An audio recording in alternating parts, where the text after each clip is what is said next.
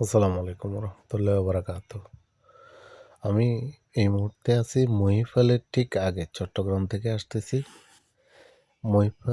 এই রোড থেকে যখন মহিফাল হয়ে নোয়াখালীর দিকে যাব, এই রোডটা আসলে সব সময় জ্যাম থাকে, সব সময়। এই যে বাম পাশে গাড়িগুলো দেখতে পাচ্ছেন, এগুলো কিন্তু আজকে একটু কম আছে। এই যে এখানে সামনে আপনারা এই ওভারব্রিজের পরে দেখবেন একটা ডিভাইডার। এই গাড়িগুলোর কারণে অনেক সময় এই ডিভাইডারটা দেখে না অনেক ড্রাইভারে। হাই স্পিডে থাকে, এই ডিভাইডারের উপরে সোজা ডাইন পাশের ডিভাইডারের উপরে উঠে যায়। অনেকগুলা গাড়ি আমি প্রায় সময় দেখি এখানের উপরে উঠে যায়। কারণ হচ্ছে বাম পাশে গাড়িগুলো সব সময় দাঁড়ানো থাকে, এদের কোনো মামলা হয় না, কোনো কিছু হয় না। কিন্তু আপনার একটা প্রাইভেট কার যদি রাস্তার উপরে বাম পাশে দাঁড়ায় থাকে, আসার সাথে সাথে 3,000 থেকে 5,000 টাকার একটা মামলা দিয়ে দেয়। এই যে গাড়িগুলো উল্টা ঢুকতেছে, প্রাইভেট কার, মাইক্রো, কোনো বিচার নাই।